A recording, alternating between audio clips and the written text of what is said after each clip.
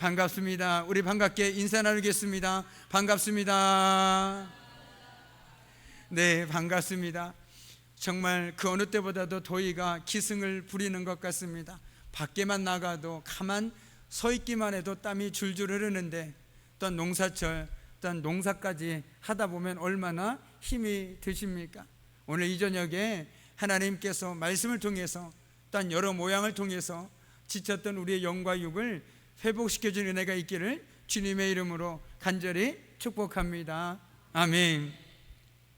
우리는 지난주에 이어서 오늘 참 어찌 보면 우리가 성경을 읽으면서 이 부분은 좀 지나치고 싶다, 그 마음이 들 정도로 마음이 어려운 본문 중에 하나가 아닐까 생각되어집니다.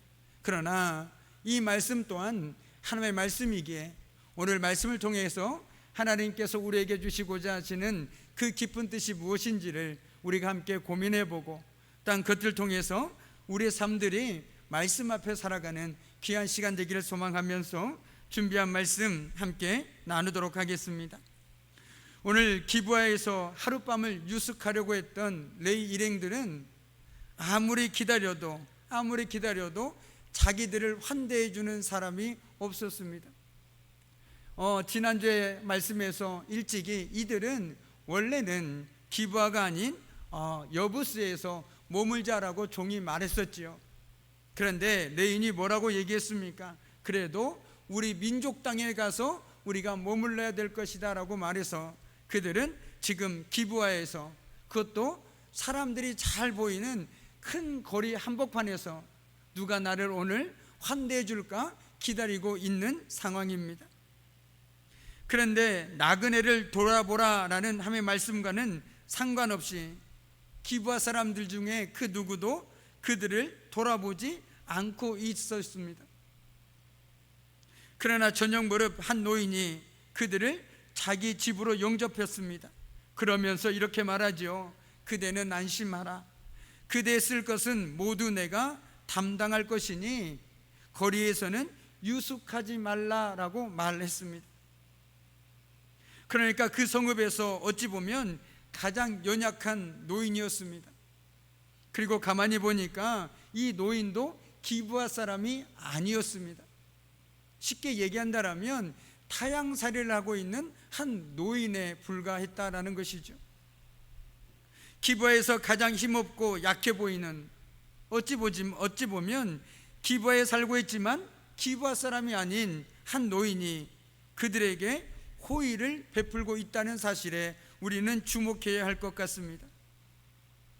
말씀에 순종하며 살아가는 삶이라는 것은 풍족한 형편이나 능력, 꼭 이런 것만이 있어야 가능한 것은 아니다라는 사실을 우리는 종종 주변에서 목격하게 되어집니다.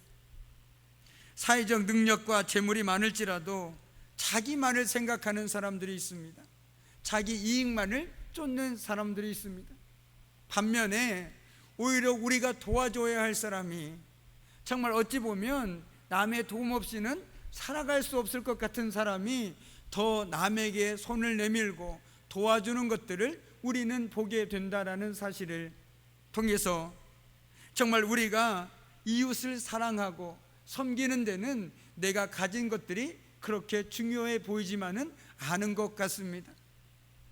그러므로 우리는 특별히 사탄의 거짓 속삭임에 속아서는 안 된다라는 사실을 오늘 이 저녁에 다시 한번 깨달아야 될 것 같습니다.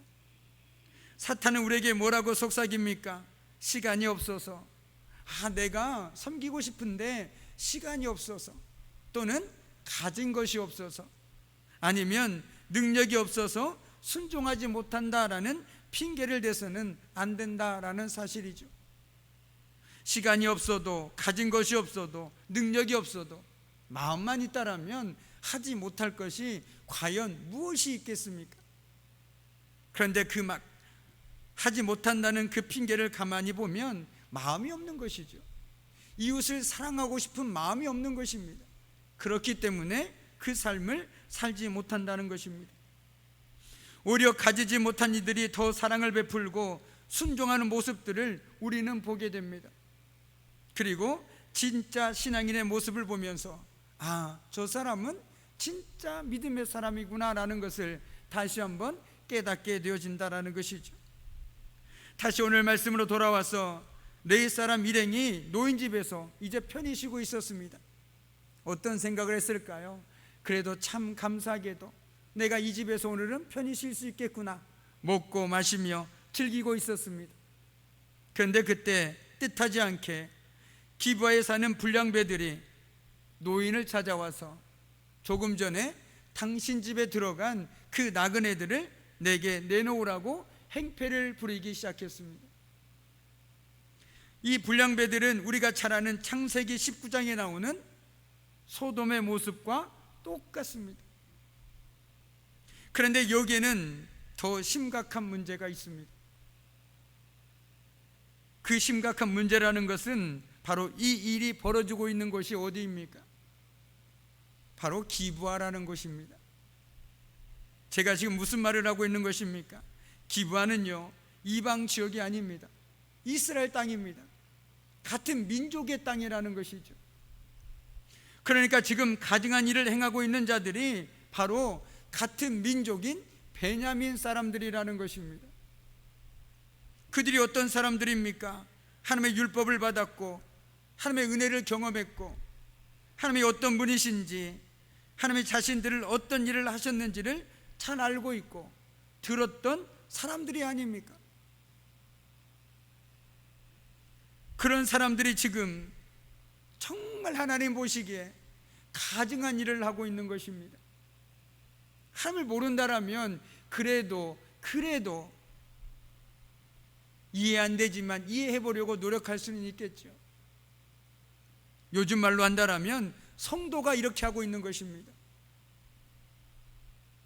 그런데 그나마 노인은 이 악한 일을 어떻게 해서든지 막아보려고 합니다. 하지만 기브아 불량배들은 자신들의 욕망 외에는 아무런 생각이 없는 사람들입니다. 무엇보다도 그들은 말씀이 없는 자들이었습니다. 말씀이 없다라는 것은 바꿔 얘기하면 하나님과 상관없는 삶을 살고 있었다라고 말씀드릴 수 있을 것 같습니다. 그런데요, 이어지는 말씀은 참으로 더 설명하기 어렵고 우리들에게 불편한 장면입니다. 성경을 읽는 우리로 분노하게 만드는 끔찍한 일입니다. 불량배들은 이 여인을 사람으로 대하지 않습니다. 그저 자기 마음대로 쾌락의 노예가 되어 행동할 뿐입니다. 그 이상도 그 이하도 아니었다라는 사실입니다. 그런데 25절 상반절 말씀을 보니 무리가 듣지 아니하므로 그 사람이 자기 첩을 붙잡아 그들에게 밖으로 끌어내매라고 성경은 기록하고 있습니다. 그런데 우리 여기서 경악해야 합니다. 여기서 그 사람은 누구입니까? 기브아의 불량배들입니까? 노인입니까? 아닙니다. 바로 그 여인의 남편인 레위인입니다.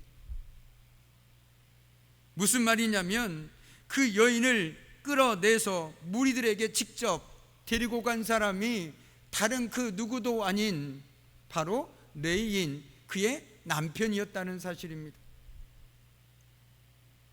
그는 자신의 첩을 붙잡아서 그들에게 넘겨주었습니다. 이게 가능하다고 생각하십니까?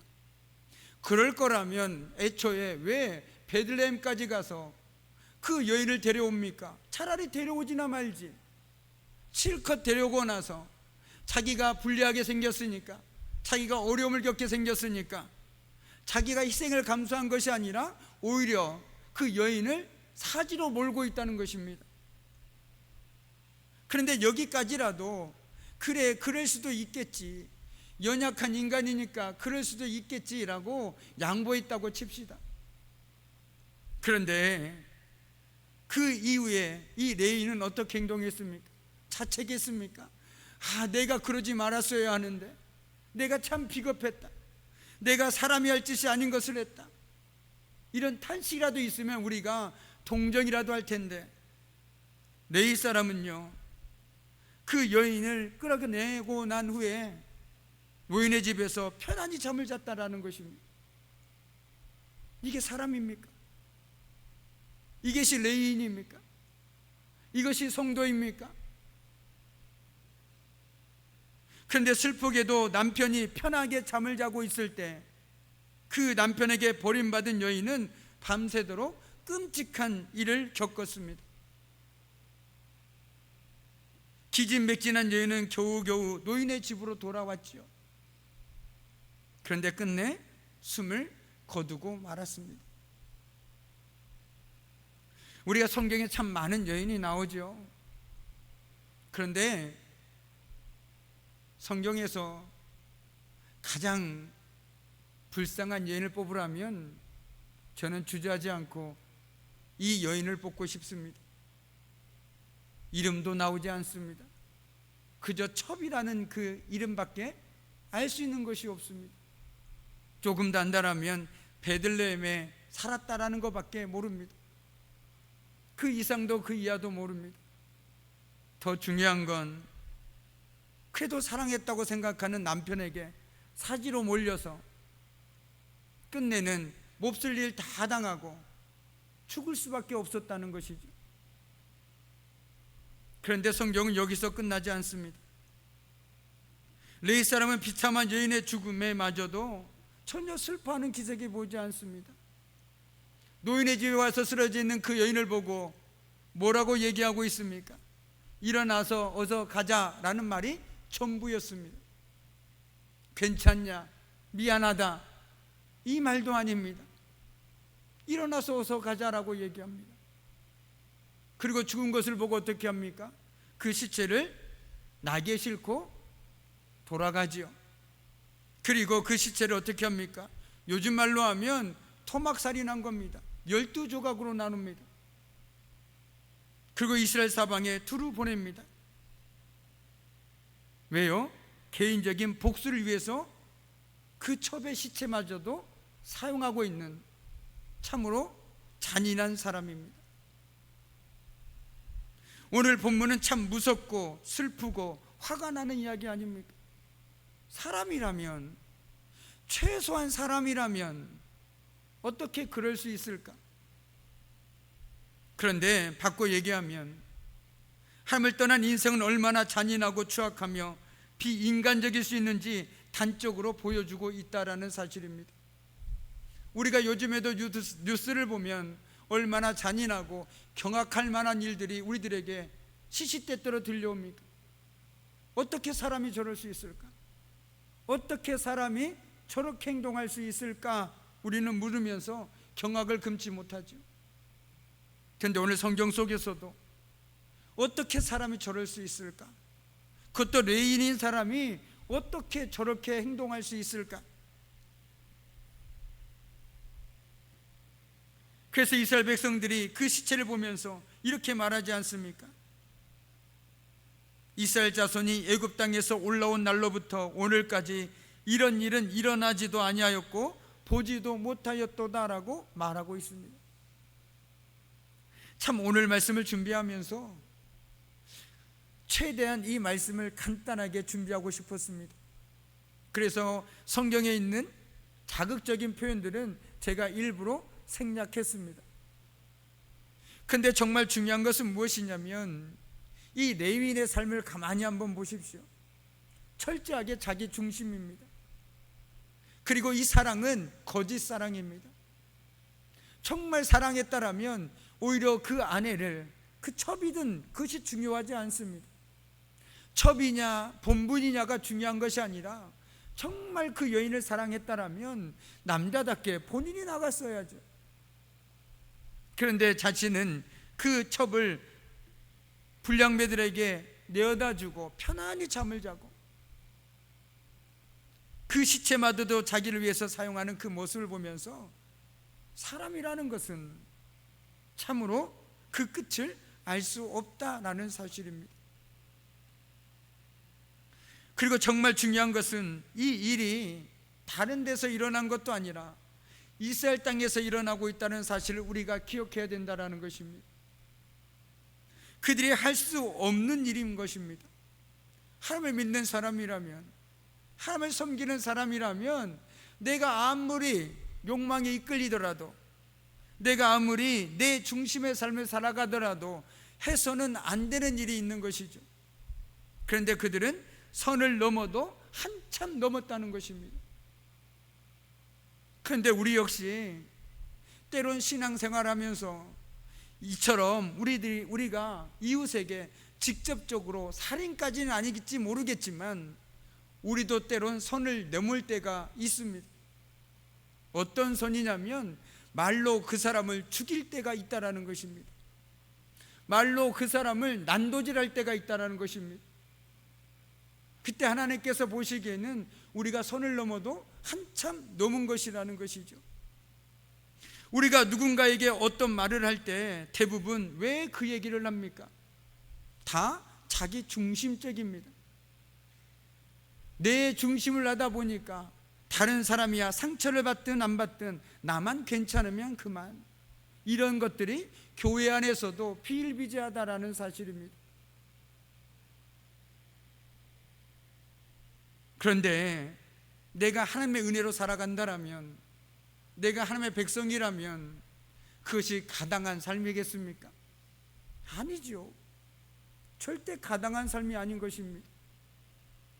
그래서 성경에서도 말하기는 더디하고 듣기는 속히 하라라고 말씀하고 있는 이유도 거기에 있지 않을까 생각해 봅니다. 말하기는 더디해도 괜찮습니다. 하루 더 지나고 얘기해도 괜찮습니다. 그러나 듣기는 속히 해야 된다는 사실을 기억하면서 우리 역시 때로는 하나님의 백성이면서 은혜 받은 자로 살아가면서 그에 걸맞지 않는 삶을 살아갈 때가 너무나도 많이 있다라는 것입니다. 레인처럼 우리가 생명을 빼앗진 않았을지는 모르겠지만, 그 사람을 사지로 몰진 않았다고 생각할지 모르겠지만 혀는 독이라고 말하고 있지 않습니까? 우리의 말 한마디가 누군가를 사지로 몰 수도 있다는 사실을 기억해야 될 것 같습니다. 특별히 성도라 부름받는 우리가 말이죠, 하나님의 은혜로 살아가고 있는 저와 여러분이 말이죠, 내 말이 누군가에게 혹시 상처가 되진 않을까? 내 말이 누군가에게 오히려 넘어뜨리는 말이 되지 않을까 생각하고 또 생각하고 조심하고 또 조심하고 얘기해도 괜찮다라는 것입니다. 조금 늦으면 어떻습니까? 내가 섣부르게 얘기해서 그 사람에게 상처를 주는 것보다야 훨씬 더 낫지 않겠습니까? 우리가 그런 삶을 살았으면 좋겠습니다. 누군가에게 하고 싶은 얘기가 있어도 침 한 번 꿀꺽 삼키고 한 번 더 생각하고 두 번 더 생각하고 이 말을 어떻게 하는 게 더 지혜로울까 도우심을 구하면서 그렇게 말을 건네야 되는 것 아니겠습니까? 내 생각대로, 내 기분대로, 내 감정대로 말을 쏟아 놓는다라면 그 말을 다 받아들인 사람은 얼마나 힘들고 얼마나 밤잠을 설치겠습니까? 그렇지 않겠습니까? 입장 바꿔서 제가 만약에 누군가에게 기분이 나빠서 있는 그대로 쏟아 놓는다라면 그분은 얼마나 밤잠을 설치겠습니까? 그러니 우리 역시 내 중심으로 생각하다 보면 오늘 레이인처럼 누군가에게 필연 상처를 줄 수밖에 없습니다. 아픔을 줄 수밖에 없습니다. 그러니 우리는 하나님의 은혜로 살아가는 사람들이니 내 중심으로 살아갔던 그 생각들을 조금 더 내려놓고 어떻게 하면 조금 더 지혜롭게 똑같은 말이라도 어떻게 하면 정말 듣기 좋게 얘기할 수 있을까 고민하고 기도하면서 얘기하는 것이 그 사람을 살리는 길이요 우리가 사는 길이라고 저는 생각합니다. 이제 말씀을 마무리 짓도록 하겠습니다. 이 끔찍한 시대를 성경은 가장 부패한 시대인 기부아 시대라고 성경은 얘기하고 있습니다. 호세아 9장 9절 말씀에 보면 이런 말씀이 있습니다. 그들은 기부아의 시대와 같이 심히 부패한지라 여호와께서 그 악을 기억하시고 그 죄를 벌하시리라 라고 말씀하고 있습니다. 여기서 말하고 있는 기부아 시대가 바로 오늘 본문에 기록되고 있는 이 기부아 시대를 말하고 있다는 사실입니다. 죄가 사역 전역에 침범한 때이며 사람보다 내 욕망이, 내 생각이 우선시 되는 시대입니다. 하나님 앞에서 살아가기보다 스스로 하나님이 되고자 하는 시대이며, 자신의 소견에 옳은 대로 말하고 생각하고 행동하는 시대입니다. 그것이 바로 기부화 시대라는 것이죠. 남들이 어쨌든 내 기분대로, 내 생각대로, 내 소견대로 행동하는 것, 그것이 바로 기부화 시대의 특징이라는 것입니다. 어찌 보면 지금이 또 다른 기부화 시대인지도 모르겠습니다. 신앙 안에서도 전부 다 내 소견대로, 하나님이 어떻게 생각하냐 상관없이 내 기분대로 말하고 행동하고 생각하는 경우가 얼마나 많이 있습니까? 그러나 그럼에도 불구하고 우리가 여전히 소망을 품고 살아갈 수 있는 이유는 그래도 신실하게 하나님을 섬기고 하나님이 기뻐하는 삶을 살아가고 있는 이들이 있기 때문에 그런 것이겠죠. 나무가 배임을 당해도 그루터기는 남아있기 마련이죠. 아무리 혼탁한 세상 속에서 우리들이 자기 소견이 아닌 정말 하나님의 다스림 속에 살아감으로써 저와 여러분이 이 땅에 거룩한 그루터기의 삶을 살아가는 복된 삶 되기를 이 저녁에도 주님의 이름으로 간절히 축복합니다. 아멘. 내가 누려왔던 모든 것들이, 내가 지나왔던 모든 시간이, 내가 걸어